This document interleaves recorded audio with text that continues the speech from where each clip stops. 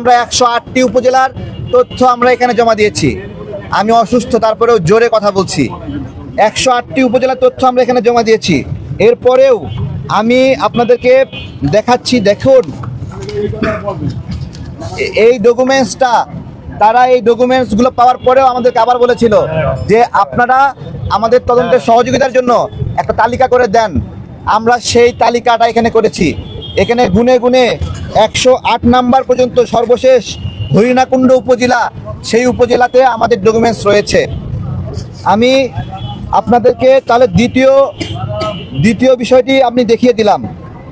এরপরে বলেছে দলের নামে রক্ষিত ব্যাংকের তথ্য দাখিল করা হয়নি। প্রথমবার তদন্তের সময়, তদন্তের আগে তারা বলছিল তথ্য সংযোগ করেন। আমি আপনাদেরকে দেখাচ্ছি, আপনারা দেখলে বুঝবেন।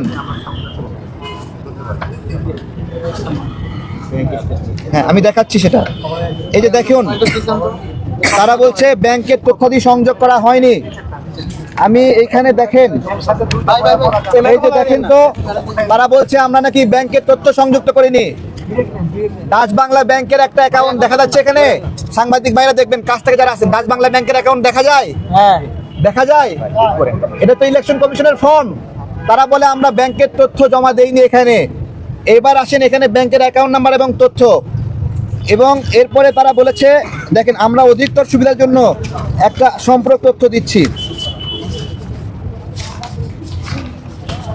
সেটি হলো এই যে আমাদের ব্যাংক অ্যাকাউন্টের লেনদেনের প্রথম পৃষ্ঠার কপি এখানে দেখেন আপনারা। এবং আমরা আমাদের কার্যক্রমগুলো কতটুকু স্বচ্ছভাবে করেছি এখানে মার্চ থেকে এপ্রিল মাস পর্যন্ত। এই যে দেখুন, দেখা যায় এখানে 9,000, আচ্ছা সরি, এটা একটা মাসের আর কি।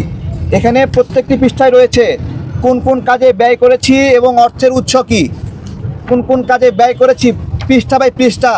বাংলাদেশে কোনো রাজনৈতিক দল এভাবে পৃষ্ঠা পৃষ্ঠা এক্সেল শিটে ডকুমেন্টস দেখিয়েছে কিনা আমি জানি না। আমরা এই ডকুমেন্টসগুলো দাখিল করেছি।